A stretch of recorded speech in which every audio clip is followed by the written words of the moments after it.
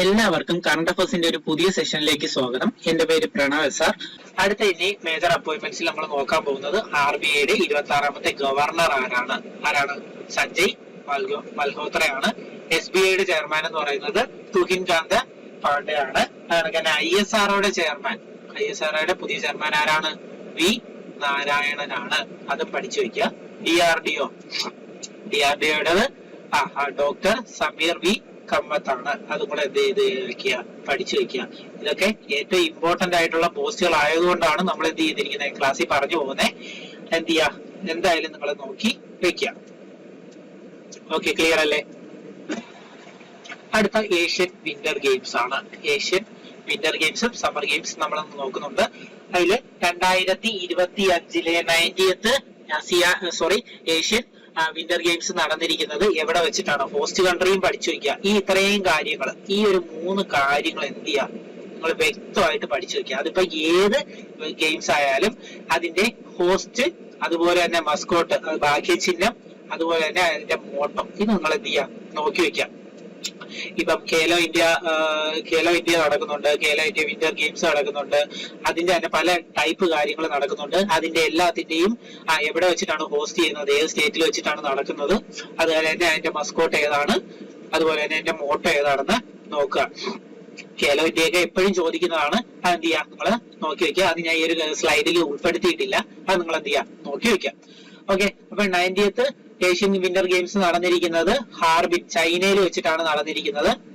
അതിന്റെ മസ്കോട്ട് എന്ന് പറയുന്നത്, ഭാഗ്യചിഹ്നം എന്ന് പറയുന്നത് സൈബീരിയൻ ടൈഗേഴ്സ് ആയിട്ടുള്ള വിൻവിൻ, അതുപോലെ തന്നെ നിനി എന്ന് പറയുന്ന 2 സൈബീരിയൻ ടൈഗേഴ്സ് ആണ് ഇതിന്റെ മസ്കോട്ട് എന്ന് പറയുന്നത്. ഇതിന്റെ മോട്ടോ എന്ന് പറയുന്നത് dream of winter, love among Asia എന്നാണ്. അപ്പോൾ ഇങ്ങനെ ആയിരിക്കും ചോദിക്കുന്നത്. മോട്ടോ തന്നിട്ട് അത് ഏതിന്റെ ആണെന്ന് വല്ലതും എന്ത് ചെയ്യാം, ചോദിക്കാം. അല്ലെങ്കിൽ അതിന്റെ മോട്ടോ ഏതാണെന്ന് തന്നെ എന്ത് ചെയ്യാം, ഡയറക്റ്റ് ചോദിക്കാം. അതാണെങ്കിൽ അതിന്റെ മസ്കോട്ടും പഠിച്ചു വയ്ക്കുക. സൈബീരിയൻ ടൈഗേഴ്സ് ആയിട്ടുള്ള വിൻവിൻ ആൻഡ് നിനി ആണ്. ഓക്കെ, ക്ലിയർ അല്ലേ? ഇനി നമ്മള് അതിന്റെ മെഡൽ ടാലിയാണ് നോക്കാൻ പോകുന്നത്. എല്ലായ്പ്പോഴും ആര് തന്നെയാണ് ഫസ്റ്റ്? ചൈന തന്നെയാണ് ഫസ്റ്റ്. എത്ര മെഡലുകൾ നേടിയിട്ടുണ്ടെന്ന് ജസ്റ്റ് ഒന്ന് നോക്കി വെക്കുക. ഗോൾഡ് 32, സിൽവർ 27, ബ്രോൺസ് 26, അങ്ങനെ ടോട്ടല് 85 മെഡലുകളാണ് നേടിയിരിക്കുന്നത്. ഇതിൽ നിങ്ങൾ നോക്കിയ ഇന്ത്യയുടെ സ്ഥാനം നിങ്ങൾക്ക് കാണാൻ പറ്റത്തില്ല. കാരണം എന്താണ്? ഇന്ത്യ ഒരു മെഡലും എന്ത് ചെയ്തിട്ടില്ല, നേടിയിട്ടില്ല. ഇന്ത്യയുടെ ഏറ്റവും മാക്സിമം സ്ട്രെങ്തിലാണ് ആളുമായിട്ടാണ് പോയത്. പക്ഷെ ഇന്ത്യക്ക് എന്ത് ചെയ്യാൻ പറ്റിയിട്ടില്ല, ഒരു മെഡൽ പോലും എന്ത് ചെയ്യാൻ പറ്റിയിട്ടില്ല, നേടാൻ പറ്റാത്തത് നമ്മുടെ ദൗർഭാഗ്യമായിട്ട് കണക്കാക്കാം. അടുത്ത ഗെയിമിലെങ്കിലും നമ്മുടെ റാങ്ക് ഉയർത്തി എടുക്കുന്നതായിരിക്കും. ഇന്ത്യ മെച്ചപ്പെടുത്തിയിട്ടുണ്ട്. എന്നിരുന്നാൽ പോലും നമുക്കൊരു മെഡൽ നേടാൻ പറ്റിയില്ല എന്നുള്ളത് എന്ത് തന്നെയാണ്, ഒരു കുറവായിട്ട് തന്നെ നമുക്ക് പറയേണ്ടി വരും. ഓക്കെ, അത് നിങ്ങൾ ജസ്റ്റ് ഒന്ന് നോക്കി വെക്കുക. ഇന്ത്യക്ക് ഒരു മെഡൽ പോലും നമുക്ക് കിട്ടിയില്ല എന്നുള്ള ഒരു വിഷമം നമുക്ക് കാണും അല്ലേ? ഓക്കെ, ക്ലിയർ അല്ലേ? ഓക്കെ, അടുത്തത് നോക്കാൻ പോകുന്നത് വിന്റർ ഗെയിംസിന്റെ 2029 നടക്കാൻ പോകുന്നത് എവിടെ വെച്ചിട്ടാണ്? സൗദി അറേബ്യയിൽ വെച്ചിട്ടാണ്. ഇതിന്റെ ഇമ്പോർട്ടൻസ് വെച്ചാൽ ഫസ്റ്റ് വെസ്റ്റ് ഏഷ്യൻ ഹോസ്റ്റ് കൺട്രിയാണ് ഏതെന്ന് പറയുന്നത് സൗദി അറേബ്യ എന്ന് പറയുന്നത്. എത്രാമത്തെയാണ് ഇനി നടക്കാൻ പോകുന്നത്? 2029 നടക്കാൻ പോകുന്നത്. സൗദി അറേബ്യയിൽ വെച്ചിട്ടാണ് നടക്കുന്നത്. ഓക്കെ, ക്ലിയർ അല്ലേ? ഇനി അടുത്തത് ഏഷ്യൻ സമ്മർ ഗെയിംസ് ആണ്. സമ്മർ ഗെയിംസ് 2026 നടക്കാൻ പോകുന്നത് ഇച്ചി നയോഗയിൽ വെച്ചിട്ടാണ്. അതായത് ഇവിടെ ജപ്പാനിൽ വെച്ചിട്ടാണ് നടക്കാൻ പോകുന്നത്. ഇച്ചി നയോഗയിൽ വെച്ചിട്ടാണ് നടക്കാൻ പോകുന്നത്. അതിന്റെ മോട്ടോ എന്ന് പറയുന്നത് ഇമാജിൻ വൺ ഏഷ്യ എന്നാണ്. Very very important. ഇനി നടക്കാൻ പോകുന്നതാണ് 2026 ആണ് ഏഷ്യൻ സമ്മർ ഗെയിംസ് നടക്കാൻ പോകുന്നത്. അതിന്റെ മസ്കോട്ടും കൂടെ എന്ത് ചെയ്യുക, നോക്കി വയ്ക്കുക. ഹൊണോഹോൺ എന്ന് പറയുന്ന ഒരു ഫിഷ്, മിത്തിക്കൽ ഫിഷ് വിത്ത് ടൈഗേഴ്സ് ഹെഡ് ആണ്. അതാണ് ഈ കൊടുത്തിരിക്കുന്നതാണ് അതിന്റെ ആ മസ്കോട്ടിന്റെ പടം എന്ന് പറയുന്നത്. ഒരു മിത്തിക്കൽ ഫിഷ് വിത്ത് ടൈഗേഴ്സ് ഹെഡ് ആണ് ഇതിന്റെ മസ്കോട്ട് അല്ലെങ്കിൽ ഭാഗ്യചിഹ്നം എന്ന് പറയുന്നത്. അതിന്റെ പേരും കൂടെ എന്ത് ചെയ്യാ, നോക്കി വെക്കുക. ഹോൺ എന്നാണ് അതിന്റെ പേര്. ഇതെന്ന ഒരു സിമ്പൽ എന്ന് പറയുന്നത് നയോഗ കാസ്റ്റിലിന്റെ സിമ്പൽ ആണ്. ആ ഒരു സിമ്പലിനെയാണ് ഇവരെന്ത് ചെയ്തിരിക്കുന്നത്, സമ്മർ ഗെയിംസിന്റെ മസ്കോട്ടായിട്ട് എടുത്തിരിക്കുന്നത്. ഇനി നമ്മൾ നോക്കാൻ പോകുന്നത് 2030ലെയും 2034ലെയും ആരാണ് ഹോസ്റ്റ് ചെയ്യുന്നതാണ്. 2030 ഖത്തറിലെ ദോഹയിൽ വെച്ചിട്ടാണ് നടക്കാൻ പോകുന്നത്. അതുപോലെ 2034 നടക്കാൻ പോകുന്നത് റിയാദ്, സൗദി അറേബ്യ ആണ്. അത് ജസ്റ്റ് ഒന്ന് നോക്കി വെക്കുക. 2026 ജപ്പാനിലെ നയോഗയിൽ വെച്ചിട്ടാണ് നടക്കുന്നത്. അതുപോലെ തന്നെ അതിന്റെ മസ്കോട്ടും അതുപോലെ തന്നെ മോട്ടോ വെരി വെരി ഇമ്പോർട്ടന്റ് ആണ്. അത് ചോദിക്കാൻ ചാൻസ് ഉള്ളതാണ്. ഇമാജിൻ വൺ ഏഷ്യ എന്നുള്ളതാണ് അതിന്റെ മോട്ടോ എന്ന് പറയുന്നത്. ഓക്കെ, ക്ലിയർ അല്ലേ? അടുത്ത നമ്മൾ നോക്കാൻ പോകുന്നത് നാഷണൽ ഫിലിം അവാർഡാണ്. 71st നാഷണൽ ഫിലിം അവാർഡ് കൊടുത്തിരിക്കുന്നത് നമ്മൾ 2021 ഫിലിംസിന്റെ അടിസ്ഥാനത്തിലാണ് കൊടുത്തിരിക്കുന്നത്. അത് വെച്ചിട്ട് ഏതൊക്കെ സിനിമകൾക്കാണ് ഇത് കിട്ടിയിരിക്കുന്നത് എന്നുള്ളത് നമ്മൾ എന്ത് ചെയ്യുന്നു നോക്കുകയാണ്. അപ്പൊ 2021 ബെസ്റ്റ് ആക്ടർ ആയിട്ട് എടുത്തിരിക്കുന്ന രണ്ടുപേരാണ്. ഷാരൂഖ് ഖാൻ ജവാനിലെ അഭിനയത്തിനും അതുപോലെ തന്നെ വിക്രാന്ത് മാസെ അതായത് 12th ഫെയില് നമ്മൾ കണ്ടിട്ടുള്ള പടമാണ് അല്ലെ. 12th ഫെയിലിലെ അഭിനയത്തിനാണ് വിക്രാന്ത് മാസയ്ക്ക് കിട്ടിയിരിക്കുന്നത്. അതുപോലെ തന്നെ ബെസ്റ്റ് ആക്ട്രസ് എന്ന് പറയുന്നത് റാണി മുഖർജി ആണ്. അത് അവരുടെ മിസസ് ചാറ്റർജി വെസസ് നോർവേ എന്ന് പറയുന്ന പടത്തിനാണ് അവാർഡ് കിട്ടിയിരിക്കുന്നത്. അതാണ് തന്നെ best film, best feature film ആയിട്ട് തെരഞ്ഞെടുത്തിരിക്കുന്നത് ഏതാണ്? 12th ഫെയില് തന്നെയാണ്. ഓക്കെ, ക്ലിയർ അല്ലേ? 12th ഫെയിലിനാണ് കിട്ടിയിരിക്കുന്നത്. ഓക്കെ, അടുത്ത ഇനി അതിന്റെ അകത്ത് നമ്മൾ മെയിൻ ആയിട്ട് നോക്കാൻ പോകുന്നത് ബെസ്റ്റ് സപ്പോർട്ടിംഗ് ആക്ടേഴ്സ് ആണ്. ബെസ്റ്റ് സപ്പോർട്ടിംഗ് ആക്ടേഴ്സ് മെയിലായിട്ട് വന്നിരിക്കുന്നത് അല്ലെങ്കിൽ ആക്ടർ വിജയരാഘവൻ, പൂക്കാലം എന്ന് പറയുന്ന സിനിമയിലെ വിജയരാഘവനും അതുപോലെ തന്നെ മുത്തുപ്പെട്ടൈ സോമു ഭാസ്കർ എന്ന് പറയുന്ന ആൾക്ക് പാർക്കിംഗ് എന്ന് പറയുന്ന സിനിമയിലെ അഭിനയത്തിനുമാണ് സപ്പോർട്ടിംഗ് ആക്ടേഴ്സ് ആയിട്ട് ബെസ്റ്റ് സപ്പോർട്ടിംഗ് ആക്ടേഴ്സ് അവാർഡ് കിട്ടിയിരിക്കുന്നത്. അടുത്തതിന് ബെസ്റ്റ് സപ്പോർട്ടിംഗ് ആക്ട്രസ് ആയിട്ട് കിട്ടിയിരിക്കുന്നത് ഉർവശിക്ക് ഉള്ളൊഴുക്ക് എന്ന് പറയുന്ന സിനിമയിലെ അഭിനയത്തിനും അതുപോലെ തന്നെ ജാനകി ബോഡിവാല എന്ന് പറയുന്ന ആള് ബഷ് എന്ന് പറയുന്ന പടത്തിനുമാണ് എന്ത് ചെയ്തിരിക്കുന്നത് അവാർഡ് കിട്ടിയിരിക്കുന്നത്. അതിൽ നിങ്ങൾക്ക് ഇമ്പോർട്ടന്റ് ആയിട്ട് അറിയാൻ പറ്റുന്ന ആരെയാണ്? നമ്മുടെ മലയാളികളായിട്ടുള്ള വിജയരാഘവൻ സാറിന് അതുപോലെ തന്നെ ഉർവശി മാഡത്തിന് എന്ത് ചെയ്തിട്ടുണ്ട് അവാർഡ് കിട്ടിയിട്ടുണ്ട്. പൂക്കാലം എന്ന് പറയുന്ന പടത്തിലെ അഭിനയത്തിന് വിജയരാഘവനും ഉള്ളൊഴുക്ക് എന്ന് പറയുന്ന പടത്തിലെ അഭിനയത്തിന് ഉർവശിക്കും സപ്പോർട്ടിംഗ് ആക്ടർ അവാർഡ് കിട്ടിയിട്ടുണ്ട്. ഓക്കെ, ക്ലിയർ അല്ലേ?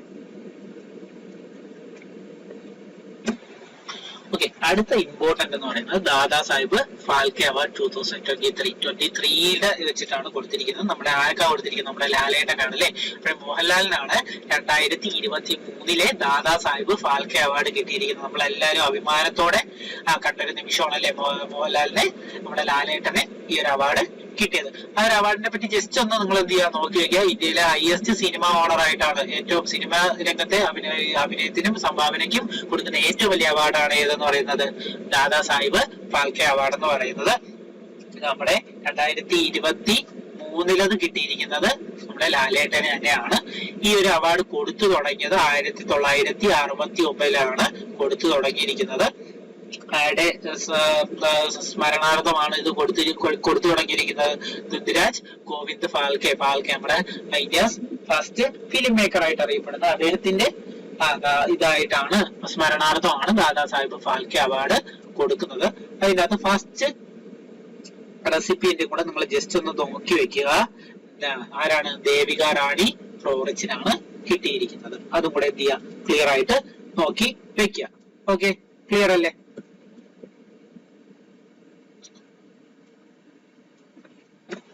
അടുത്ത് നമ്മൾ നോക്കാൻ പോകുന്ന ഓസ്കാർ അവാർഡാണ്. 97th അക്കാഡമിക് അവാർഡ്സ് എന്നറിയപ്പെടുന്നത് നമ്മുടെ ഓസ്കാർ അവാർഡ് 2025 അത് പ്രഖ്യാപിച്ചിരുന്നു. ഇതിനകത്ത് മെയിൻ ആയിട്ട് നോക്കി വെക്കേണ്ട കുറച്ച് ഏരിയാസ് ആണ് ഞാൻ ഇവിടെ കൊടുത്തിരിക്കുന്നത്. ഇതിനകത്ത് ബെസ്റ്റ് പിക്ചർ ആയിട്ട് എടുത്തിരിക്കുന്നത് അനോറയാണ്. ബെസ്റ്റ് ഡയറക്ടർ ആയിട്ട് എടുത്തിരിക്കുന്നത് ഷോൺ ബേക്കർ ആണ്. അനോറ എന്ന പടം എടുത്തിരിക്കുന്ന ആരാണ്? ഈ ഷോൺ ബേക്കർ ആണ്. അദ്ദേഹത്തിനാണ് ബെസ്റ്റ് ഡയറക്ടർ കിട്ടിയിരിക്കുന്നത്. അടുത്തതിന് ബെസ്റ്റ് ആക്ടർ ആയിട്ട് എടുത്തിരിക്കുന്ന അഡ്രിയാൻ ബ്രോഡി ആണ്. അത് നിങ്ങൾ നോക്കി വെക്കുക. ബെസ്റ്റ് ആക്ട്രസ് ആയിട്ട് എടുത്തിരിക്കുന്നത് മിക്കി മാഡിസൺ. അനോറ എന്ന പടത്തിലെ അഭിനയത്തിനാണ് മിക്കി മാഡിസന് ബെസ്റ്റ് ആക്ട്രസ് കിട്ടിയിരിക്കുന്നത്. ബെസ്റ്റ് ആക്ടർ ആയിട്ടുള്ള അഡ്രിയാൻ ബ്രോഡിക്ക് ദ ബ്രൂട്ടലിസ്റ്റ് എന്ന് പറയുന്ന പടത്തിലെ അഭിനയത്തിനാണ് ബെസ്റ്റ് ആക്ടർ അവാർഡ് കിട്ടിയിരിക്കുന്നത്.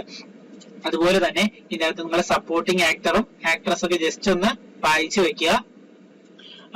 ഇമ്പോർട്ടന്റ് ആണോ എന്ന് ചോദിച്ചാൽ ചിലപ്പോൾ ചോദിക്കാം. നിങ്ങൾ എന്ത് ചെയ്യാ, എല്ലാം ഒന്ന് വായിച്ചു നോക്കുക, ആ പേര് നിന്ന് വെച്ച് നിങ്ങൾക്ക് എന്ത് ചെയ്യാം, കിട്ടും. ഓക്കെ. അതുപോലെ തന്നെ ബെസ്റ്റ് ഒറിജിനൽ സ്ക്രീൻ പ്ലേക്കും അനോറയ്ക്ക് തന്നെയാണ് കിട്ടിയത്. ഇപ്പോഴേ best actor, best actress, supporting ആക്ടറും ആക്ട്രസും നോക്കി വെക്കുക. അതുപോലെ തന്നെ ബെസ്റ്റ് ഫിലിം ഏതാണെന്ന് നോക്കി വെക്കുക, ഡയറക്ടറെ നോക്കി വെക്കുക. ഇത്രയായിരിക്കും നിങ്ങൾക്ക് മെയിൻ ആയിട്ട് ചോദിക്കുന്നത്. അതുപോലെ തന്നെ ബെസ്റ്റ് സൗണ്ടിന് ഡൂം 2-നാണ് കിട്ടിയിരിക്കുന്നത്. അതും കൂടെ ജസ്റ്റ് ഒന്ന് നോക്കി വെക്കുക. ബെസ്റ്റ് ഏതാണ് സൗണ്ട് ഏതാ കിട്ടിയിരിക്കുന്നത്, ഡൂം 2-നും അത് കണക്കിന് ആനിമേറ്റഡ് ഫീച്ചറിന് ഫ്ലോ എന്ന് പറയുന്ന പടത്തിനുമാണ് കിട്ടിയിരിക്കുന്നത്. ഇതും എന്ത് ചെയ്യാം, നോക്കി വെക്കുക. Documentary feature no other land എന്ന് പറയുന്ന പടത്തിനാണ് കിട്ടിയിരിക്കുന്നത്. ഇത്രയും കാര്യങ്ങളെങ്കിലും നിങ്ങൾ എന്ത് ചെയ്യാ, നോക്കി വെക്കുക. ഒറിജിനൽ സ്കോർ ബ്രൂട്ടലിസ്റ്റിനാണ് കിട്ടിയിരിക്കുന്നത്. ഇത്രയും കാര്യങ്ങൾ എന്ത് ചെയ്യാ, നോക്കി വെച്ചിരിക്കുക. ഓക്കെ. ഈ ഡൂം 2-ന് സൗണ്ടിന് മാത്രമല്ല വിഷ്വൽസിനും എന്ത് ചെയ്തിട്ടുണ്ട്, അവാർഡ് കിട്ടിയിട്ടുണ്ട്. സിനിമോട്ടോഗ്രാഫി കിട്ടിയിരിക്കുന്നത് ബ്രൂട്ടലിസ്റ്റിനാണ്. ഓക്കെ. ഇതിന്റെ അകത്ത് മെയിൻ ആയിട്ട് ഇത്രയും കാര്യങ്ങൾ നിങ്ങൾ എന്ത് ചെയ്യുക, വായിച്ച് വെക്കുക. ഓക്കെ. ഇനി ഇതുമായിട്ട് അനുബന്ധമായിട്ട് കുറച്ച് കാര്യങ്ങളും കൂടെ നമുക്ക് നോക്കാറുണ്ട്. ഇതിന്റെ അകത്ത് ഏറ്റവും കൂടുതൽ അവാർഡ് കിട്ടിയത് ആരൊക്കെയാണ്, അനോറ എന്ന് പറയുന്ന പടത്തിനാണ്. 5 അവാർഡുകളാണ് അനോറ എന്ന് പറയുന്ന പടം എന്ത് ചെയ്തിരിക്കുന്നത്, നേടിയിരിക്കുന്നത്. ആരുടെയാണ്, ഷോൺ ബേക്കറുടെ പടമാണ് അനോറ എന്ന് പറയുന്നത്. അതിന് ബെസ്റ്റ് പിക്ചർ അവാർഡ് കിട്ടിയിട്ടുണ്ട്, ബെസ്റ്റ് ആക്ട്രസ് അവാർഡ് കിട്ടി, ബെസ്റ്റ് ഡയറക്ടർ അവാർഡ് കിട്ടി, best editing and best original screen പ്ലേക്കുള്ള അവാർഡും ആരൊക്കെ കിട്ടിയിട്ടുണ്ട്, അനോറയ്ക്ക് കിട്ടിയിട്ടുണ്ട്. ടോട്ടൽ 5 അവാർഡാണ്, ഓസ്കാർ അവാർഡാണ് കിട്ടിയിരിക്കുന്നത്. എന്നാൽ മോസ്റ്റ് നോമിനേഷൻ കിട്ടിയ പടം ഏതാണ്, എമിലിയ പെരേസ് എന്ന് പറയുന്ന പടത്തിനാണ്. ഏറ്റവും കൂടുതൽ നോമിനേഷൻ വന്നിരിക്കുന്ന പടം ഏതാണ്, എമിലിയ പെരേസ് എന്ന് പറയുന്ന പടത്തിനാണ്. 13 നോമിനേഷൻസ് ആണ് വന്നിരിക്കുന്നത്. 13 നോമിനേഷൻ ഉണ്ടായിരുന്നു. പക്ഷെ ഏറ്റവും കൂടുതൽ മോസ്റ്റ് അവാർഡ് സ്വന്തമാക്കിയത് ആരാണ്, അനോറ എന്ന് പറയുന്ന പടമാണ്. ഓക്കെ, ക്ലിയർ അല്ലേ? ഓക്കെ. ഇനി ഇന്ത്യയിൽ നിന്നുള്ള ഒഫീഷ്യൽ എൻട്രി ഏതായിരുന്നു, ലാപ്പട്ട ലേഡീസ് ആണ്. ഇമ്പോർട്ടന്റ് ആണ്, പഠിച്ചു വെക്കണേ. കാരണം ഓസ്കാറിൽ ഇന്ത്യയുടെ എൻട്രി എന്ത് ചെയ്യാം ചോദിക്കാം, ലാപ്പട്ട ലേഡീസ് ആണ്. പടം നിങ്ങൾ കണ്ടിട്ടുണ്ടായിരിക്കും. കിരൺ റാവുയുടെ ലാപ്പട്ട ലേഡീസ് ആണ് ഇന്ത്യയിൽ നിന്നുള്ള ഒഫീഷ്യൽ എൻട്രി എന്ന് പറയുന്നത്. അതും നോക്കി വെക്കാം. ഓക്കെ. ഇനി അടുത്ത റാംസാർ സൈറ്റ്സ് ഇൻ ഇന്ത്യ. ഞാൻ ഈ ക്ലാസ് എടുക്കുന്നവരെ നമ്മൾ നോക്കുമ്പോൾ ഏകദേശം 93 റാംസാർ സൈറ്റുകളാണ് ഉള്ളത്. ആ 93 റാംസാർ സൈറ്റുകൾ നമുക്ക് പഠിക്കാന്നുള്ളത് ഭയങ്കര പാട് തന്നെയാണ്. പക്ഷെ നമ്മൾ ന്യൂലി ആഡഡ് ആയിട്ടുള്ള ഒരു 8 റാംസാർ സൈറ്റുകളുണ്ട്. ഇതാണ് ഈ ലേറ്റസ്റ്റ് ആയിട്ടുള്ള ലാസ്റ്റ് ആഡ് ചെയ്യപ്പെട്ട റാംസാർ സൈറ്റുകൾ എന്ന് പറയുന്നത്. ഈ ഒരു 8 എണ്ണം എന്ത് ചെയ്യാം, പഠിച്ചു വയ്ക്കുക. അതായത് തമിഴ്നാട്ടിൽ നിന്ന് 2 എണ്ണമാണ് ഉള്ളത്. ചക്കരക്കോട്ടൈ ബേർഡ് സാങ്ച്വറിയും കണക്കിന് തീർത്ഥങ്കൽ ബേർഡ് സാങ്ച്വറിയും ഉണ്ട്.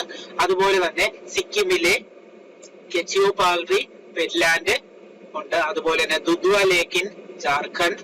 അതുപോലെ തന്നെ കിച്ചൻ എന്ന് പറയുന്ന പാലോഡി എന്ന് പറയുന്ന ഒരു വെറ്റ്ലാൻഡും എന്ത് ചെയ്തിട്ടുണ്ട്, രാജസ്ഥാനിൽ നിന്ന് റാംസാർ സൈറ്റിലേക്ക് ഇൻക്ലൂഡ് ചെയ്തിട്ടുണ്ട്. അതിനൊക്കെ തന്നെ മേനാർ ഉദയ്പൂരിൽ നിന്ന്, രാജസ്ഥാനിൽ നിന്നുള്ള മേനാറും, അതുപോലെ തന്നെ ഗോകുൽ ജലാശയ് ബീഹാറിൽ നിന്നും, അതുപോലെ തന്നെ ഉദയ്പൂർ ജീൽ എന്ന് പറയുന്ന ബീഹാറിൽ നിന്നുള്ളത് തന്നെയാണ്.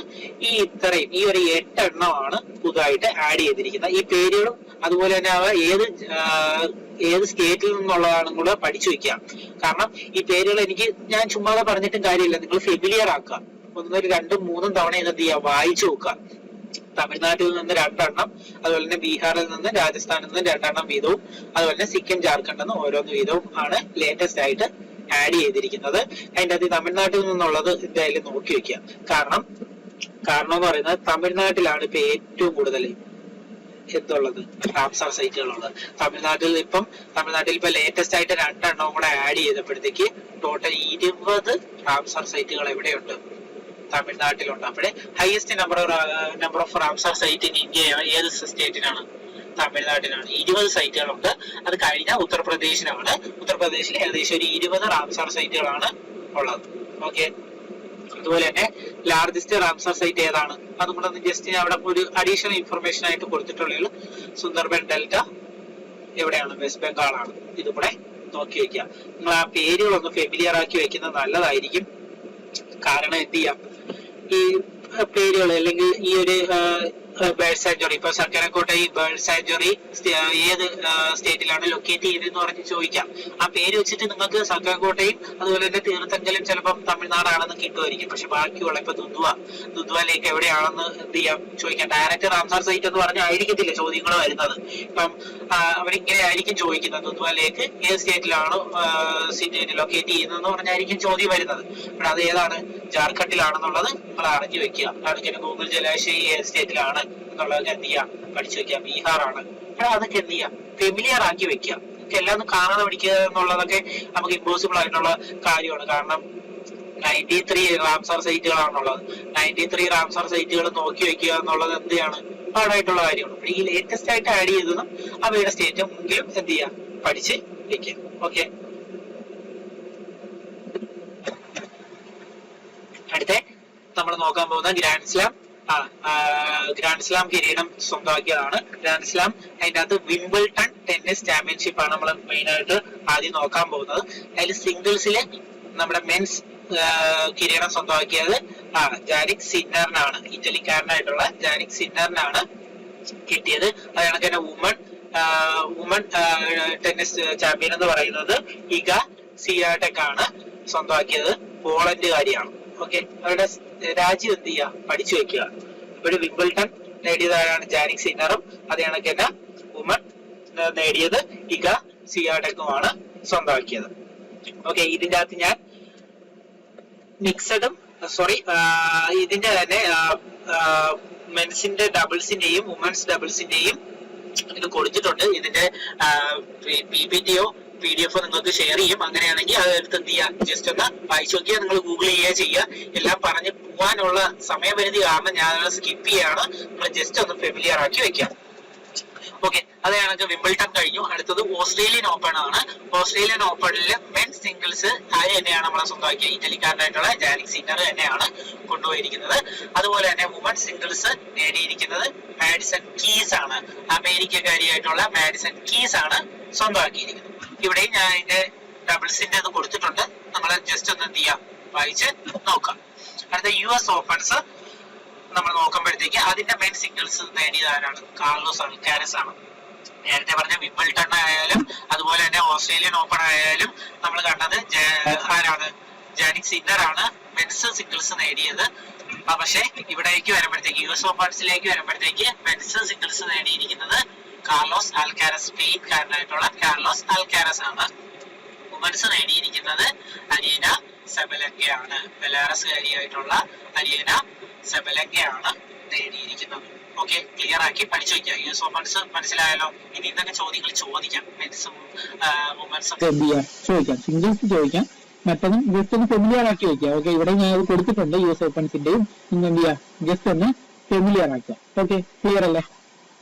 അടുത്ത ഫ്രഞ്ച് ഓപ്പൺസും മെൻസ് സിംഗിൾസ് നേടിയത് ആര് തന്നെയാണ്? കാർലോസ് അൽക്കാരസ് തന്നെയാണ്. സ്പെയിൻകാരനായിട്ടുള്ള കാർലോസ് അൽക്കാരസ് ആണ്. അപ്പോൾ US ഓപ്പണും ഫ്രഞ്ച് ഓപ്പണും നേടിയത് കാർലോസ് അൽക്കാരസും വിംബിൾട്ടണും അതുപോലെ തന്നെ ഓസ്ട്രേലിയൻ ഓപ്പണും നേടിയിരിക്കുന്നത് ജാനിക് സിന്നറുമാണ്. ഓക്കെ, അത് നിങ്ങൾക്ക് പഠിച്ചു വയ്ക്കാൻ എളുപ്പമാണ് അല്ലേ? ഇപ്പോൾ കാർലോസ് അൽക്കാരസ് സ്പെയിൻകാരനാണ്. അതുപോലെ തന്നെ വുമൻസ് സിംഗിൾസ് നേടിയിരിക്കുന്ന കോക്കോ ഗോഫ് ആണ്. ഒരു അമേരിക്കക്കാരിയായിട്ടുള്ള ആളാണ്. അതും കൂടെ എന്ത് ചെയ്യാൻ നോക്കി വെക്കുക. കോക്കോ ഗോഫ് ആണ്. ഓക്കെ, അതിന്റെ ഞാൻ കൊടുത്തിട്ടുണ്ട്. നിങ്ങൾ ജസ്റ്റ് എന്തായാലും ഒന്ന് വായിച്ചിട്ട് പോണേ. കാരണം ആ പേര് വെച്ചിട്ടെങ്കിലും നിങ്ങൾക്ക് അത് എന്ത് ചെയ്യാൻ പറ്റും, ട്രാക്ക് ചെയ്യാൻ പറ്റും. വായിച്ചിട്ട് പോവുക. ഓക്കെ, അതിന്റെ ഞാൻ ഒരു ഫുൾ ഒരു ഇത് കൊടുത്തിട്ടുണ്ട്. നിങ്ങൾക്ക് വിംബിൾട്ടണും അതുപോലെ തന്നെ ഓസ്ട്രേലിയൻ ഓപ്പൺസും ജാനിക് സിന്നർ തന്നെയാണ് കൊണ്ടുപോയിരിക്കുന്നത്. അതുപോലെ തന്നെ ഫ്രഞ്ച് ഓപ്പണും US ഓപ്പണും ആരാ? കാർലോസ് അൽക്കാരസ് ആണ്. ഓക്കെ, ഉണ്ടല്ലോ. അത് കണക്ക് അവരുടെ റണ്ണറപ്പ് നിങ്ങളൊന്ന് ജസ്റ്റ് നോക്കി വെച്ചിരുന്നാൽ മതി. മെയിനായിട്ട് വിന്നറെ തന്നെ എന്ത് ചെയ്യുക പഠിച്ചു വെക്കുക. വുമൻസിലേക്ക് വരുമ്പോഴത്തേക്ക് US ഓപ്പൺസ് അരീന സെബലങ്കയാണ്. വിംബിൾട്ടൺ ഇഗ സിയാടെക് ആണ്. അതുപോലെ തന്നെ French Opens Coco Gauff, Australian Open Madison Keys ആണ്. ഇത് നാല് പേരാണ് സ്വന്തമാക്കിയിരിക്കുന്നത്. അതുകൊണ്ട് എന്ത് ചെയ്യുക കറക്റ്റായിട്ട് പഠിച്ചു. ഓക്കെ, ക്ലിയർ അല്ലേ?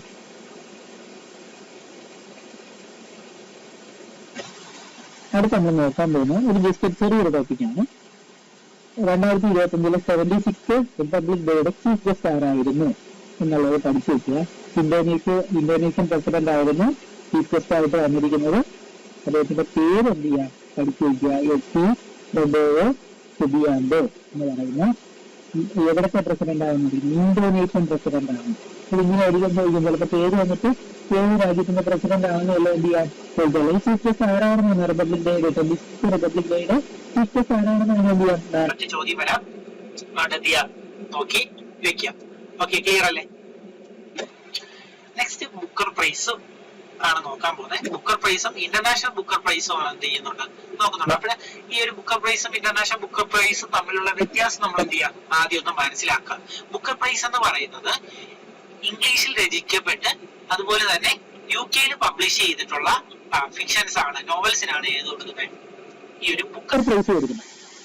പക്ഷെ ബുക്കർ പ്രൈസിൽ നിന്ന് ഇന്റർനാഷണൽ ബുക്കർ പ്രൈസിലേക്ക് വരുമ്പോഴത്തേക്കുള്ള വ്യത്യാസം എന്ന് പറയുന്നത് ആ ബുക്കുകൾ എഴുതിയിരിക്കുന്നത് ഒറിജിനലി ഏതിലായിരിക്കത്തില്ല, ഇംഗ്ലീഷിലായിരിക്കത്തില്ല. അത് മറ്റ് ഭാഷയിൽ നിന്ന് ട്രാൻസ്ലേറ്റ് ചെയ്ത് കൊണ്ടുവന്നിട്ട് UK അവിടെയൊക്കെ എന്ത് ചെയ്തിരിക്കുന്നതാണ് പബ്ലിഷ് ചെയ്തിരിക്കുന്ന ബുക്കുകൾക്കാണ് ഇന്റർനാഷണൽ ബുക്കർ പ്രൈസ് കൊടുക്കുന്നത്. അപ്പം ബുക്കർ പ്രൈസ് ഏതിനാണ്? നോവൽസിന് കൊടുക്കുന്നുണ്ട്. പക്ഷെ ഇന്റർനാഷണൽ ബുക്കർ പ്രൈസ് നോവൽസിനും ഷോർട്ട് സ്റ്റോറി കളക്ഷൻസിനും എന്ത് ചെയ്യുന്നുണ്ട് കൊടുക്കുന്നുണ്ട്. അപ്പൊ ഇതിന്റെ വേറൊരു ഇതെന്ന് പറയുന്നത് ഇത് ഈ ഒരു അവാർഡ് കൊടുക്കുന്ന ആർക്കാണ്? ബുക്കർ പ്രൈസ് കൊടുക്കുന്നത് ഇതിന്റെ യഥാർത്ഥ ഓർഡർ ഏതാണ് ആൾക്ക് തന്നെ ആൾക്കാണ് കൊടുക്കുന്നത്. പക്ഷെ ഇന്റർനാഷണൽ ബുക്കർ പ്രൈസിലേക്ക് വരുമ്പോഴത്തേക്ക് അത് ആ ഓർഡർ അതുപോലെ തന്നെ ട്രാൻസ്ലേറ്റ് ചെയ്ത ഇതിന്റെ ഒറിജിനൽ ഓർഡർക്കും അതുപോലെ തന്നെ അതിന്റെ ട്രാൻസ്ലേറ്റർക്കും എന്ത് ചെയ്യുന്നുണ്ട് കൊടുക്കുന്നുണ്ട്. അതെന്ത് ചെയ്യാ നോക്കി വെക്കുക. ഇത് ഞാനൊന്ന് പറയാൻ കാരണം അവിടെ നിങ്ങൾക്ക് ഒരു സംശയം വരാം. എന്താണ് ബുക്കർ പ്രൈസും കൊടുത്തിരിക്കുന്നു ഇന്റർനാഷണൽ ബുക്കർ പ്രൈസും അത് തമ്മിലുള്ള വ്യത്യാസം എന്താണെന്ന് നിങ്ങൾ അറിഞ്ഞിരിക്കട്ടെ. അതുകൊണ്ടാണ് ഞാൻ അത് ചെയ്തിരിക്കുന്നത്, ഇൻക്ലൂഡ് ചെയ്തിരിക്കുന്നത്. അപ്പൊ നമ്മള് ബുക്കർ പ്രൈസ് എന്ന് പറയുന്നത് ഡേവിഡ് സ്ലായോയ്ക്കാണ് കിട്ടിയിരിക്കുന്നത്. അദ്ദേഹത്തിന്റെ ഫ്ലഷ് എന്ന് പറയുന്ന നോവലാണ് കിട്ടിയിരിക്കുന്നത്. Important, very very important. അവിടെ ഡേവിഡ് സ്ലായോയ്ക്കാണ് ഏത് കിട്ടിയിരിക്കുന്നത്? 2025 ബുക്കർ പ്രൈസ് കിട്ടിയിരിക്കുന്നത്. അദ്ദേഹത്തിന്റെ ബുക്കിന്റെ പേര് ഫ്ലഷ് എന്നാണ്. അത് എന്ത് ചെയ്യാം പഠിച്ച് വെക്കാം. ഓക്കെ, അടുത്ത നമ്മൾ നേരത്തെ പറഞ്ഞാണെങ്കിൽ ഇന്റർനാഷണൽ ബുക്ക് പ്രൈസ് ഏതാണ്? ബാനു മുസ്താഖിന്റെ ഹേർഡ് ലാമ്പിനാണ് കിട്ടിയിരിക്കുന്നത്. അത് യഥാർത്ഥത്തിൽ അതെന്ന് പറയുന്നത് കന്നഡ ബൈ ദീപ ബസ്തി എന്ന് പറയുന്നവരുടെ ബുക്കാണ് എന്ത് ചെയ്തിരിക്കുന്നത് ട്രാൻസ്ലേറ്റ് ചെയ്തിട്ടാണ് ഹേർഡ് ലാമ്പ് ബാനു മുസ്താഖ് എഴുതിയിരിക്കുന്നത്. അതിനാണ് ഇന്റർനാഷണൽ ബുക്കർ പ്രൈസ് ഓഫ് 2025 കിട്ടിയിരിക്കുന്നത്. ഈ പേര് പഠിച്ചു വെക്കാം. ചിലപ്പം ഓതർ ആരുടെ ബുക്കാണെന്ന് പറഞ്ഞ് ചോദിക്കാം. Heart lamp by Banu Mushtaq. അതെന്ത് ചെയ്യാം ബാനു മുസ്താഖിനാണ് കിട്ടിയിരിക്കുന്നത്. അതെന്ത് ചെയ്യാം പഠിച്ച് വെക്കാം. ഓക്കെ, ക്ലിയർ അല്ലേ?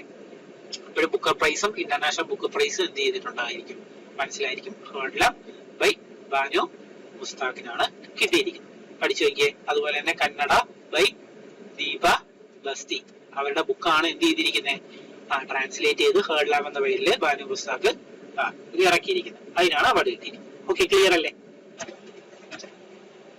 അടുത്ത ഇനി നോക്കാൻ പോകുന്നത് ലേറ്റസ്റ്റ് ആയിട്ടുള്ള ഒരു കട്ടോസ് ആണ്. 53ാമത് അതായത് 53rd ചീഫ് ജസ്റ്റിസ് എന്ത് ചെയ്തിട്ടുണ്ട് നിയമിതനായിട്ടുണ്ട്. അദ്ദേഹത്തിന്റെ പേര് എന്താണ്? ജസ്റ്റിസ് സൂര്യകാന്ത് എന്നാണ്. അദ്ദേഹം ഇന്ത്യയുടെ എത്രാമത്തെ ചീഫ് ജസ്റ്റിസ് ആണ്? 53rd ചീഫ് ജസ്റ്റിസ് ആണ്. ലേറ്റസ്റ്റ് കണ്ടഫേഴ്സ് ആണ്. അതിനു മുമ്പ് അതായത് 52nd ചീഫ് ജസ്റ്റിസ് ആയിട്ട് ചെയ്യുന്നത് ജസ്റ്റിസ് BR ഗവായി ആയിരുന്നു. അദ്ദേഹം മാറി ഇപ്പൊ പുതുതായിട്ട് 53rd ചീഫ് ജസ്റ്റിസ് ആയിട്ട് വന്നിരിക്കുന്നത് സൂര്യകാന്ത് ആണ്. അത് ചെയ്യാം പഠിച്ച് വെക്കാം. ഓക്കെ, ക്ലിയർ അല്ലേ? അടുത്ത ഇനി പുതുതായിട്ടൊരു നമ്മള് അറിഞ്ഞായിരുന്നു ഇലക്ഷൻ എന്താണ് വൈസ് പ്രസിഡന്റിന്റെ ഇലക്ഷൻ നടന്നിരുന്നു. അപ്പോൾ വൈസ് പ്രസിഡന്റിനെ പുതുതായിട്ട് തെരഞ്ഞെടുത്തിട്ടുണ്ട്. അദ്ദേഹത്തിന്റെ പേര് എന്താണ്? CP രാധാകൃഷ്ണൻ എന്നാണ്.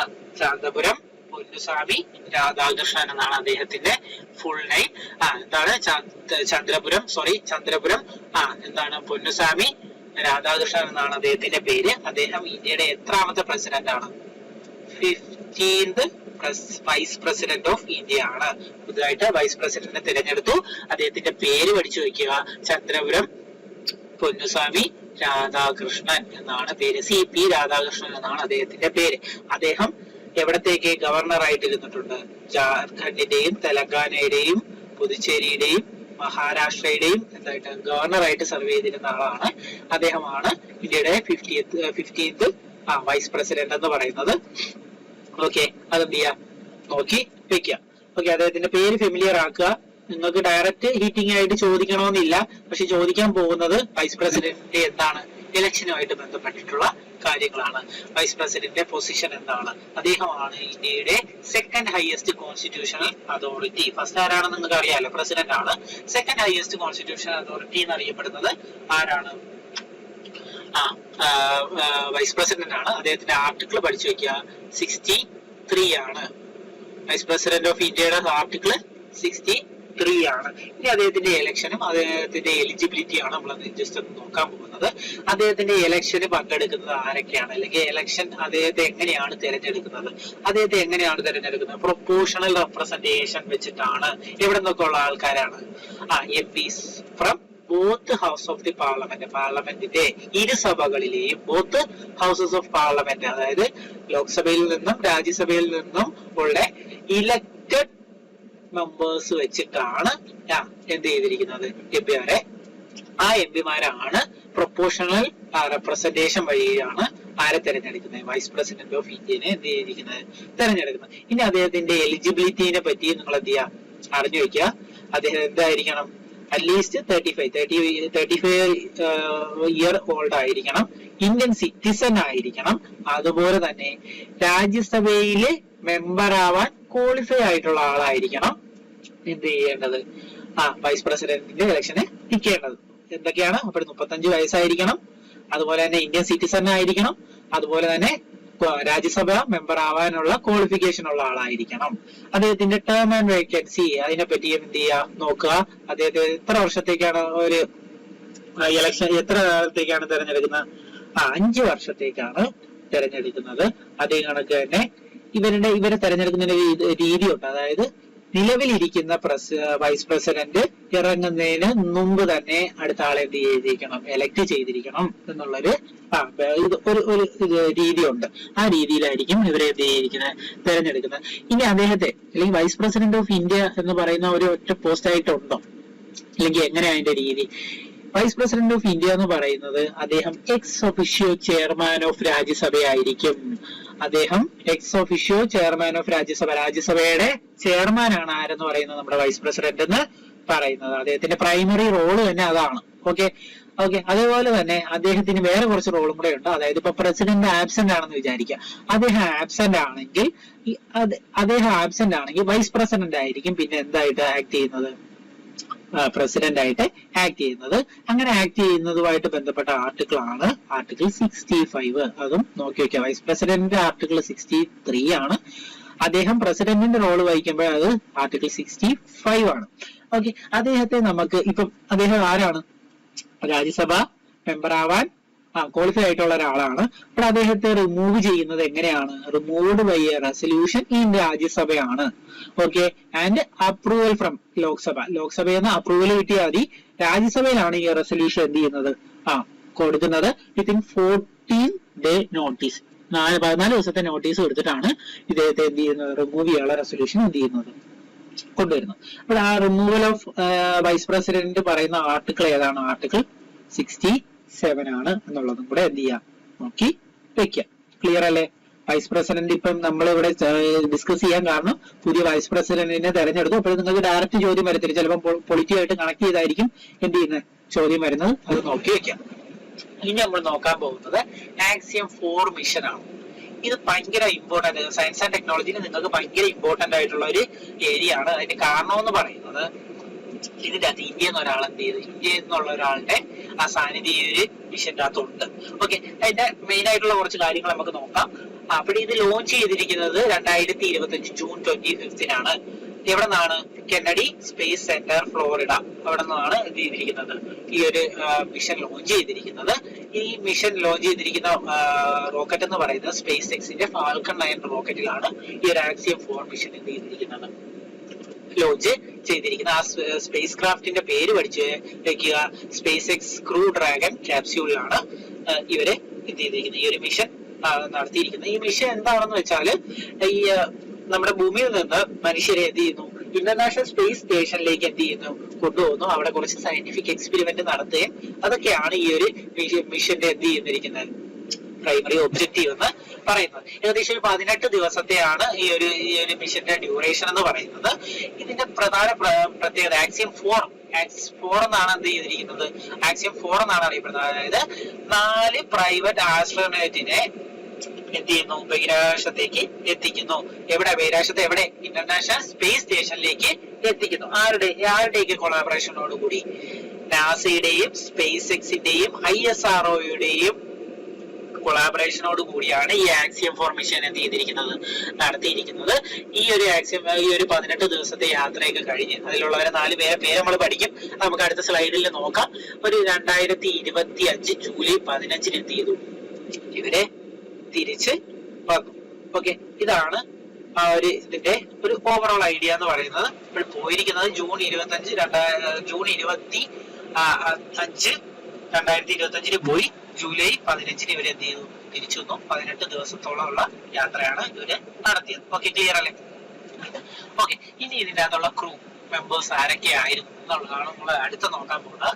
ആക്സിയം 4 എന്ന് പറയുന്നത് ആ ഒരു 4 പേരെയാണ് ഉദ്ദേശിക്കുന്നത്. ആരൊക്കെയാണ് ആ 4 പേര്? ഒന്നെന്ന് പറയുന്നത് US-ന്റെ പെഗ്ഗി വിൽസൺ ആണ്. രണ്ടാമത്തെ ആളെയാണ് നിങ്ങൾ മെയിൻ ആയിട്ട് ഇവിടെ ശ്രദ്ധിക്കേണ്ടത്.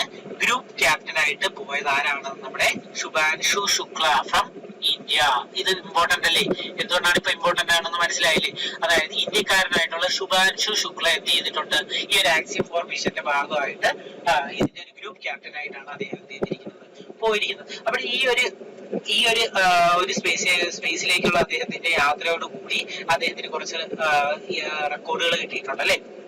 He is the second Indian to travel to space after Rakesh Sharma. നമ്മുടെ ഇന്ത്യയിൽ നിന്നുള്ള രാകേഷ് ശർമ്മ സ്പേസിലേക്ക് പോയിട്ടുണ്ടല്ലേ. അത് കഴിഞ്ഞാൽ ഇന്ത്യയിൽ നിന്ന് പോയിട്ടുള്ള ആളാണ് ആരെന്ന് പറയുന്നത്, ഈ ഒരു ശുഭാൻഷു ശുക്ല എന്ന് പറയുന്നത്. അതുപോലെ തന്നെ അദ്ദേഹത്തിന് വേറൊരു നേട്ടം കൂടെ കൈവരിക്കാൻ പറ്റിയിട്ടുണ്ട്. He is the first Indian to visit the International Space Station. International space station സന്ദർശിക്കുന്ന ആദ്യ ഇന്ത്യക്കാരനായിട്ടും ആര് മാറി, ശുഭാൻഷു ശുക്ല മാറിയിട്ടുണ്ട്. അത് രണ്ടും എന്ത് ചെയ്യാം, പഠിച്ചു വെക്കുക. ഇവർ ഏകദേശം ഒരു 433 അവേഴ്സ് 433 അവേഴ്സ് എന്ത് ചെയ്തിട്ടുണ്ട്, സ്പേസിൽ സ്പെൻഡ് ചെയ്തിട്ടുണ്ട്. അതുപോലെ തന്നെ മൂന്നാമത്തെ ആളെന്ന് പറയുന്നത് സ്ലാവോസ് ഉസ്നാൻസ്കി ആണ്. അദ്ദേഹം ആരാണ്, പോളണ്ടുകാരനാണ്. ഓക്കെ, സ്ലാവോസ് ഉസ്നാൻസ്കി എന്നാണ് അദ്ദേഹത്തിന്റെ പേര്. ഉസ്നാൻസ്കി എന്നാണ് അദ്ദേഹത്തിന്റെ പേര്. പോളണ്ടുകാരനാണ്. അതേ കണക്ക് തന്നെ മിഷൻ സ്പെഷ്യലിസ്റ്റ് ആയിട്ട് ടിബോർ കാപ്പു, ഹംഗേറിയൻകാരനായിട്ടുള്ള ടിബോർ കാപ്പു ആണ് എന്ത് ചെയ്തിരിക്കുന്നത്, പോയിരിക്കുന്നത്. അങ്ങനെ 4 പേരാണ്. ആരൊക്കെയാണ് അവരുടെ പേര് എന്തായാലും പഠിച്ചു വെക്കുക. ആരൊക്കെയാണ്? പെഗ്ഗി വിൽസൺ, ശുഭാൻഷു ശുക്ല, അതുപോലെ തന്നെ സ്ലാവോസ് ഉസ്നാൻസ്കി, അതുപോലെ തന്നെ ടിബോർ കാപ്പു. ഇവരുടെയൊക്കെ രാജ്യങ്ങളുടെ പേരും കൂടെ എന്ത് ചെയ്യാം, നോക്കി വെക്കുക. ശുഭാൻഷു ശുക്ല എന്തുകൊണ്ടാണ് ഇമ്പോർട്ടന്റ് ആയതെന്നും ഈ ഒരു മിഷൻ നമുക്ക് എത്രത്തോളം ഇമ്പോർട്ടന്റ് ആയെന്നും നമുക്ക് മനസ്സിലായി കാണുമല്ലോ. ഓക്കെ, അത് കഴിഞ്ഞാൽ നമുക്ക് അടുത്തൊരു ടോപ്പിക്കിലേക്ക് പോവാം. അടുത്ത ടോപ്പിക് എന്ന് പറയുന്നത് ഇന്ത്യ എന്ത് ചെയ്തിട്ടുണ്ട്, ഈ ഇടയ്ക്ക് നവംബർ 2-ാം തീയതി ലേറ്റസ്റ്റ് കണ്ടഫേഴ്സ് ആണ്. നവംബർ 2-ാം തീയതി India's heaviest naval communication satellite എന്ത് ചെയ്തിട്ടുണ്ട്, വിക്ഷേപിച്ചിട്ടുണ്ട്. ആ സാറ്റലൈറ്റിന്റെ പേരാണ് GSAT-7R അല്ലെങ്കിൽ CMS-03 എന്ന് പറയുന്ന ഒരു റോക്കറ്റ് ആ ഒരു സാറ്റലൈറ്റ് എന്ത് ചെയ്തിട്ടുണ്ട്, ഇന്ത്യ വിക്ഷേപിച്ചിട്ടുണ്ട്. അതിന്റെ ഏറ്റവും വലിയ ഇമ്പോർട്ടന്റ് എന്ന് പറയുന്നത് ഇതാണ്. India's heaviest naval communication satellite, heaviest ആയിട്ടുള്ള നേവൽ കമ്മ്യൂണിക്കേഷൻ സാറ്റലൈറ്റ് ആണ്. സാറ്റലൈറ്റിന്റെ പേര് പഠിച്ചു വെക്കുക. GSAT-7R അല്ലെങ്കിൽ CMS-03 സാറ്റലൈറ്റ് എന്നാണ് പേര്. അത് ലോഞ്ച് ചെയ്ത ഡേറ്റ് നവംബർ 2, 2025 ആണ്. ലോഞ്ച് വെഹിക്കിൾ എന്ന് പറയുന്നത് ലോഞ്ച് വെഹിക്കിൾ മാർക്ക് 3 ആണ്. അതിന്റെ 5ാമത്തെ ഓപ്പറേഷൻ ഫ്ലൈറ്റ് ആയതുകൊണ്ട് തന്നെ അതിന്റെ LVM-3M5 എന്നാണ് അറിയപ്പെടുന്നത്. അതും കൂടെ ജസ്റ്റ് ഒന്ന് നോക്കി വെക്കുക. എവിടെ നിന്നാണ് ലോഞ്ച് സൈറ്റ്, എവിടെ നിന്നാണ്? സതീഷ് ധവാൻ സ്പേസ് സെന്റർ, ശ്രീഹരിക്കോട്ടയിൽ നിന്നാണ് ഇത് വിക്ഷേപിച്ചിരിക്കുന്നത്. അത് ഏത് ഓർബിറ്റിലേക്കാണ് വിക്ഷേപിച്ചിരിക്കുന്നത് കൂടെ നിങ്ങൾ നോക്കി വെക്കുക. GTO ജിയോ സിൻക്രണസ് ട്രാൻസ്ഫർ ഓർബിറ്റിലേക്കാണ് എന്ത് ചെയ്തിരിക്കുന്നത്, ഇത് വിക്ഷേപിച്ചിരിക്കുന്നത്. ഇതിന്റെ ഏറ്റവും വലിയ ഇമ്പോർട്ടൻസ് എന്ന് വെച്ചാൽ India's heaviest indigenously build advanced communication satellite ആണ് ഈ ഒരു GSAT-7R അല്ലെങ്കിൽ CMS-03 എന്ന് പറയുന്നത്. അത് കറക്റ്റ് ആയിട്ട് ഡയറക്റ്റ് ഹിറ്റിംഗ് ചോദ്യമാണ്. എന്തായാലും എന്ത് ചെയ്യുക, പഠിച്ച് വെക്കുക. ഓക്കെ, ക്ലിയർ അല്ലേ? അടുത്തത് FIDE chess championship 2025 classical world champion chess champion ആയിട്ട് നമ്മുടെ ഇന്ത്യക്കാരനായിട്ടുള്ള ഗുകേഷ് ദൊമ്മരാജു എന്ത് ചെയ്തിട്ടുണ്ട്, വിൻ ചെയ്തിട്ടുണ്ട് അല്ലെ. ഇത് നമുക്ക് ഏറ്റവും ചരിത്രപരമായിട്ടുള്ള ഒരു വിജയമായിരുന്നു. അതായത് ഡിങ് ലിറൻ എന്ന് പറയുന്ന ഓപ്പണന്റിനെ പരാജയപ്പെടുത്തി നമ്മുടെ ഇന്ത്യക്കാരനായിട്ടുള്ള ഗുകേഷ് എന്ത് ചെയ്തു, ചാമ്പ്യൻ ആയിട്ട് മാറി. അതായത് ഫിഡെ ചെസ് ചാമ്പ്യൻ 2025 ആരാണ്? നമ്മുടെ ഇന്ത്യക്കാരനായിട്ടുള്ള ഗുകേഷ് ആണ്. അദ്ദേഹത്തിന് ഈ ഒരു നേട്ടം കൈവരിക്കുന്നതിലോടുകൂടി ഏറ്റവും യങ്ങസ്റ്റ് ആയിട്ടുള്ള become the youngest FIDE world champion ആയിട്ട് അദ്ദേഹം എന്ത് ചെയ്തിട്ടുണ്ട്, മാറിയിട്ടുണ്ട്. ഏകദേശം അദ്ദേഹത്തിന്റെ ഏറ്റവും യങ്ങസ്റ്റ് ഏജിൽ തന്നെ അദ്ദേഹത്തിന് ഈ ഒരു നേട്ടം കൈവരിക്കാൻ പറ്റിയിട്ടുണ്ട്. അതെന്ത് ചെയ്യാം, പഠിച്ചു വെക്കുക. ഗുകേഷ് ദൊമ്മരാജു ആണ് നമ്മുടെ 2025 ഫിഡെ ചെസ് ചാമ്പ്യൻ ആയിട്ട് മാറിയത്. ഓക്കെ, ക്ലിയർ അല്ലേ? അടുത്ത അതിന്റെ തന്നെ വുമൻസ് ചെസ് ചാമ്പ്യൻ ആയിട്ട് മാറിയതും ഇന്ത്യക്കാരിയാണ്. ഇവിടെ ദിവ്യ ദേശ്മുഖ് ആണ്. ദിവ്യ കൊനേരു ഹംപിയും ഇന്ത്യക്കാരിയായിട്ടുള്ള ചെസ്സറാണ്. അദ്ദേഹത്തെ കൊനേരു ഹംപിനെ തോപ്പിച്ചാണ് ദിവ്യ ദേശ്മുഖ് എന്ത് ചെയ്തിരിക്കുന്നത്, ചാമ്പ്യൻ ആയിട്ട് മാറിയിരിക്കുന്നത്. ഇതോടുകൂടി ദിവ്യ ദേശ്മുഖ് എന്തായി, 4th Indian woman to earn grandmaster title കിട്ടുന്ന 4ാമത്തെ ഇന്ത്യക്കാരിയായിട്ട് ആര് മാറി, ദിവ്യ ദേശ്മുഖ് മാറി. ആദ്യം കൊനേരു ഹംപി, അതുപോലെ ദ്രോണവല്ലി ഹരിക, അതുപോലെ തന്നെ ആർ വൈശാലി, ഇവര് 4 പേരും ആണ്. അതുപോലെ തന്നെ നമ്മുടെ ദിവ്യ ദേശ്മുഖും ആണ് ഈ ഒരു ഗ്രാൻഡ് മാസ്റ്റർ ടൈറ്റിൽ നേടിയ ഇന്ത്യൻ വുമൻ എന്ന് പറയുന്നത്. ഈ 4 പേർക്കാണ് ഈ ഒരു ചാമ്പ്യൻഷിപ്പ് കിട്ടിയിരിക്കുന്നത്. 2025 സ്വന്തമാക്കിയിരിക്കുന്ന ആരാണ്, കൊനേരു ഹംപിനെ തോപ്പിച്ചുകൊണ്ടിട്ട് ദിവ്യ ദേശ്മുഖ് ആണ് നേടിയിരിക്കുന്നത്. ഓക്കെ, ക്ലിയർ അല്ലേ? ഈ രണ്ടും പഠിച്ചു വെക്കണം. 2025 ഗുകേഷും അതുപോലെ തന്നെ ദിവ്യ ദേശ്മുഖും ആണ് നേടിയിരിക്കുന്നത്. ഓക്കെ, ക്ലിയർ അല്ലേ? അടുത്ത ഇനി ഈ ഒരു ലേറ്റസ്റ്റ് ആയിട്ട് വന്നിട്ടുള്ള 2025 സെപ്റ്റംബർ 22 മുതൽ നമ്മുടെ 56th GST കൗൺസിൽ ഒരു പുതിയ ഒരു GST സ്ലാബ് കൊണ്ടുവന്നിട്ടുണ്ട്. GST 2.0 റെജീം എന്ന് പറഞ്ഞിട്ട് നമ്മുടെ ടാക്സ് സ്ലാബുകൾ ഉണ്ടല്ലേ. ആദ്യം നമുക്ക് ജസ്റ്റ് ഒന്ന് പറയാം. ഇന്ത്യയിലെ ടാക്സ് സ്ലാബുകൾ നേരത്തെ ഉണ്ടായിരുന്നത് 0 ഉണ്ടായിരുന്നു. 0 സ്ലാബ്, 5%, അതുപോലെ തന്നെ 12%, 18% and 28%. ഇങ്ങനെയായിരുന്നു നമ്മുടെ ടാക്സ് സ്ലാബുകൾ എന്ന് പറയുന്നത്. ഈ ടാക്സ് സ്ലാബുകളിൽ നിന്ന് ഏതൊക്കെ 12%ഉം അതുപോലെ തന്നെ 28%ഉം എന്ത് ചെയ്തു, ഇനി മുതലില്ല. 2025 സെപ്റ്റംബർ 22 മുതൽ ഇനി എന്തില്ല, 12th and 28th ടാക്സ് സ്ലാബുകൾ ഇല്ല. അതെന്ത് ചെയ്തു, എടുത്തു കളഞ്ഞു. ഇനി മുതൽ ഏതൊക്കെയാണ് ടാക്സ് സ്ലാബുകൾ? 5% ഉണ്ട്, അതുപോലെ തന്നെ 18% ഉണ്ട്, അതുപോലെ തന്നെ ഒരു പുതിയ ടാക്സ് സ്ലാബ് കൊണ്ടുവന്നിട്ടുണ്ട് 14%. അതായത് ഈ ലക്ഷറി ഗുഡ്സിനും സിൻത് ഐറ്റംസ്, അതായത് നമ്മൾ ഉപയോഗിക്കുന്ന ഈ ഡ്രഗ് ഐറ്റംസ് ഇല്ലേ, അതായത് ആൽക്കഹോളിക് ആയിട്ടുള്ള സാധനങ്ങളില്ലേ, അതൊക്കെ ഉപയോഗിക്കുന്നതിന്, അതാണ് നമ്മൾ ഈ സിൻ ഐറ്റംസ് എന്ന് പറയുന്നത്. അതായത് നമ്മുടെ ശരീരത്തിനും നമ്മുടെ എൻവയോൺമെന്റിനൊക്കെ പ്രശ്നം ഉണ്ടാക്കുന്ന ടൈപ്പ് സാധനങ്ങൾ ഉൽപ്പാദിപ്പിക്കുന്നതിനൊക്കെയുള്ള GST 40% ആക്കി മാറ്റിയിട്ടുണ്ട്. അപ്പോഴ് ഇതാണ് പുതിയ ടാക്സ് സ്ലാബുകൾ. അപ്പോൾ ഇനി മുതൽ എടുത്തു കളഞ്ഞ ടാക്സ് സ്ലാബുകൾ 12%ഉം 28%ഉം ആണ്. ഇപ്പൊ 2025 സെപ്റ്റംബർ 24 ആ ഡേറ്റ് എന്ത് ചെയ്യാം, പഠിച്ചു വെക്കുക. കാരണം ഏത് ഡേറ്റ് മുതലാണ് പുതിയ ടാക്സ് സ്ലാബുകൾ വന്നത് എന്ത് ചെയ്യാം, ചോദിക്കാം. GST 2.0 റെജീം വന്നത് 2025 സെപ്റ്റംബർ 22 മുതലാണ്. അതിൽ പുതിയ ടാക്സ് സ്ലാബുകളും പഠിച്ചു വെക്കുക. എടുത്തു കളഞ്ഞ ടാക്സ് സ്ലാബുകളും അവരെന്ത് ചെയ്യാം, ചോദിക്കാം. എടുത്തു കളഞ്ഞ ടാക്സ് സ്ലാബുകൾ ഏതൊക്കെയാണ്? 12ഉം അതുപോലെ തന്നെ ഏതുമാണ്, 28ഉം ആണ്. ഓക്കെ, ക്ലിയർ അല്ലേ? ഓക്കെ, ഇത്രയുമാണ് നമ്മൾ ഈ ഒരു ക്ലാസ്സിൽ എടുത്തിരിക്കുന്നത്. ക്ലാസ് ഒന്ന് ലെങ്തി ആയിട്ടുണ്ട്. നമുക്ക് പറയാൻ പറ്റുന്നതിന്റെ മാക്സിമം നമ്മൾ ഈ ഒരു ക്ലാസ്സിൽ പറഞ്ഞിട്ടുണ്ട്. പക്ഷെ നിങ്ങൾ ഇനിയും കുറെ ടോപ്പിക്കുകൾ എന്ത് ചെയ്യാണ്ട് പഠിക്കാനുണ്ട്. അതിൻ്റെ അത് ഞാൻ നേരത്തെ പറഞ്ഞായിരുന്നു, ഗെയിംസ്, ഏഷ്യൻ ഗെയിംസ് നമ്മൾ നോക്കിയതുപോലെ തന്നെ നമ്മൾ എന്ത് ചെയ്യണം, ഖേലോ ഇന്ത്യ നോക്കണം. അതുപോലെ തന്നെ കുറെ അവാർഡുകളുണ്ട്, അതെല്ലാം എന്ത് ചെയ്യാ നോക്കേണ്ടതുണ്ട്. അതുപോലെ തന്നെ ഞാൻ നേരത്തെ കുറച്ച് റാങ്കിങ്ങുകൾ പറഞ്ഞായിരുന്നു, അതിന്റെ കൂടുതൽ റാങ്കിങ്ങുകൾ ഏതൊക്കെ ഉണ്ടെന്ന് നിങ്ങൾ എന്ത് ചെയ്യുക, ഒന്ന് ഡിസ്കസ് ചെയ്ത് അല്ലെങ്കിൽ അതൊന്ന് സെർച്ച് ചെയ്ത് എന്ത് ചെയ്യുക, പഠിക്കുക. ഇത്രയും ടോപ്പിക്കുകളാണ് നമ്മൾ ഈ ഒരു ക്ലാസ്സിൽ എടുത്തത്. നിങ്ങൾക്ക് എന്തെങ്കിലും സംശയം ഉണ്ടെങ്കിൽ കമന്റ് ബോക്സിൽ ചോദിക്കാം. കുറച്ച് സ്പീഡിലാണ് പോയിരിക്കുന്നത്. നമുക്ക് മാക്സിമം കണ്ടന്റ് കവർ ചെയ്യുക എന്നുള്ള ഉദ്ദേശത്തിലാണ് മാക്സിമം സ്പീഡിൽ തന്നെ പോയത്. നിങ്ങളിലേക്ക് മാക്സിമം കണ്ടന്റ് എത്തിക്കണ്ടേ, അതുകൊണ്ടാണ് നമ്മൾ എന്ത് ചെയ്തിരിക്കുന്നത്, ഇത്രയും സ്പീഡിൽ പോയിരിക്കുന്നത്. നിങ്ങൾക്ക് സ്പീഡ് അഡ്ജസ്റ്റ് ചെയ്യാൻ പറ്റും, അഡ്ജസ്റ്റ് ചെയ്ത് എന്ത് ചെയ്യാം, ക്ലാസ്സുകൾ കാണുക. ഇനിയും കണ്ടന്റ് ഉണ്ട്. നമുക്ക് അടുത്തൊരു ക്ലാസ്സിൽ അടുത്ത കുറച്ച് കണ്ടന്റുമായിട്ട് വരാം. എല്ലാവർക്കും താങ്ക് യു.